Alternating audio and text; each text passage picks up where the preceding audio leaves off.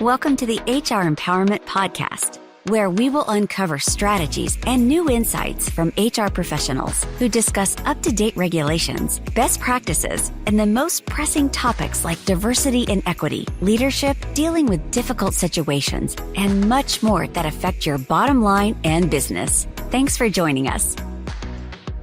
Hey everybody, Wendy Sellers here, the HR Lady. Welcome back to our series about HR software and how if you don't have it, you're behind the eight ball. We want to talk about AI and automation in the HR world. And today we have a very awesome guest who is an expert in HR technology and startups as well, which is 100%. Many of our listeners are both HR experts and our startups that have the HR and every other hat on. So Andrew, how are you doing? Fill us all in on everything you know about AI and how it's going to affect HR technology. I don't know if I could fill. I don't know if we have enough time to fill in everything that we know.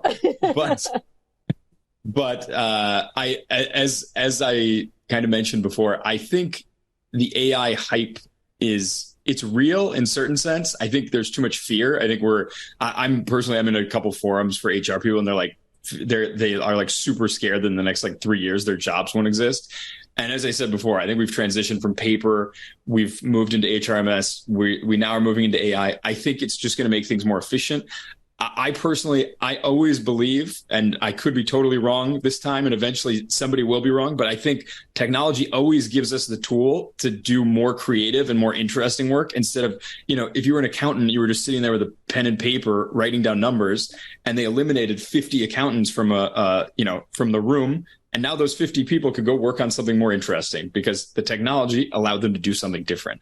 And I think AI is going to do the same thing. I mean, I think people are already seeing the tools like ChatGPT that can help you, instead of doing some boring writing of an email, it can help you write the email for you.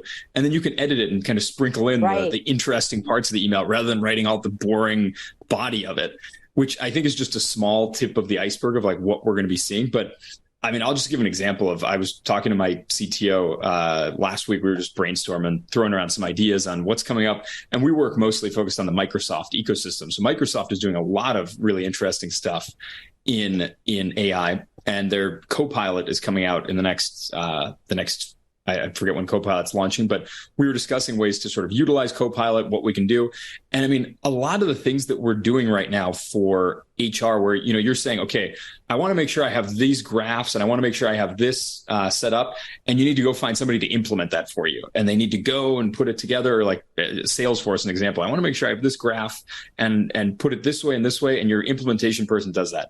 The future is going to be, you have a little chat bot that sits inside of Microsoft Teams and you say, hey, can you pull up a graph that tells me about the days that, this specific part of the business took off and how much money that, impacted inside of our budget those days. And it'll pull up all that data, have it all mixed up for you, and build a dashboard in itself.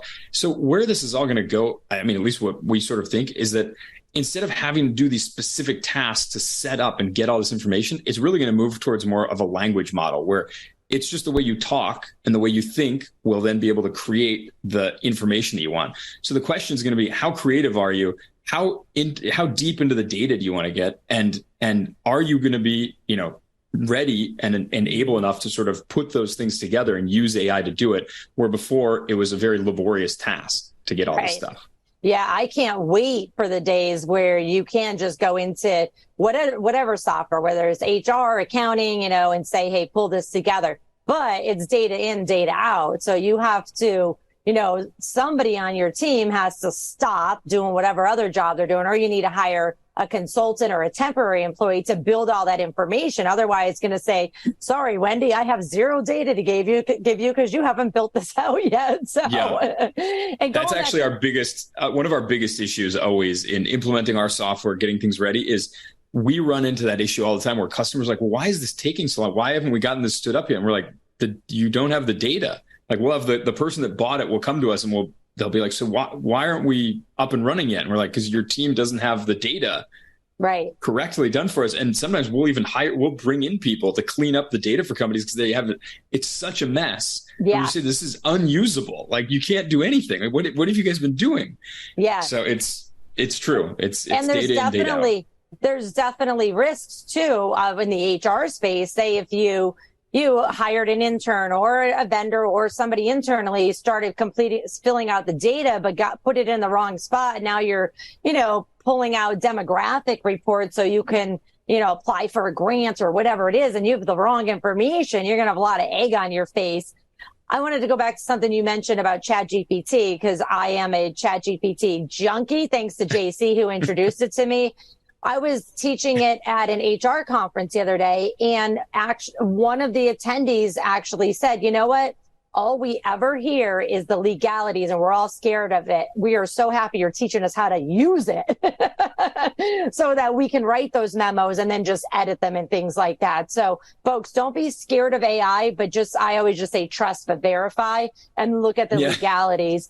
In the United States, and many countries have banned it already and banned other versions of AI. In the United States, not so much yet, but in HR land, I just say be careful. Know what the technology that you're hooking up to, if you are, where it can potentially steal your information or manipulate it as well. So with that said, JC, you have any statistics for us on this section here? Yeah, I do.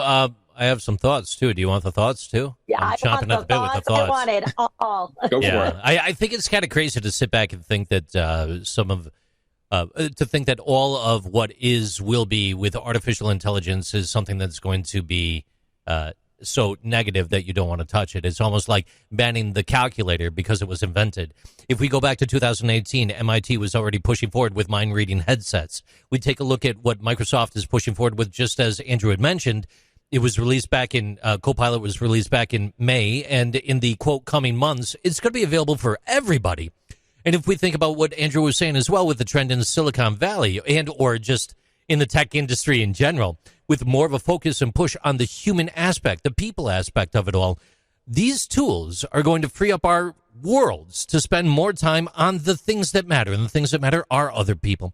And when you have bad data and it goes back 30 years, you're going to have nothing but bad data. Maybe you just have to hit the reset button or hire someone to do it. Right. Mobile workforce management software will continue to increase in this space as well by 18.19%, from $6 billion in 2022 to $7.15 billion in 2023 and beyond. So as you pick out your vendors, always ask those good questions. Can I use it on my phone or my smartwatch? Back to you. That is actually a really good point. Thank you for bringing that up, because most of us in the workplace are on the go. Even if we're, remote working from home, we want everything on our phone. So when we're having lunch and we get a text, we can say, okay, I got the information here. So very good point, JC. Thank you for bringing that up. I appreciate it. With that said, we are going to be wrapping up this session and talking about employee engagement and how software solutions in the HR space can help. Thanks for joining us, and we'll see you on episode 4 shortly. Thank you for joining the HR Empowerment Podcast, brought to you by Aurora Training Advantage. We hope you've gained new insight and strategies to navigate the HR profession. We look forward to you joining us again on the HR Empowerment Podcast.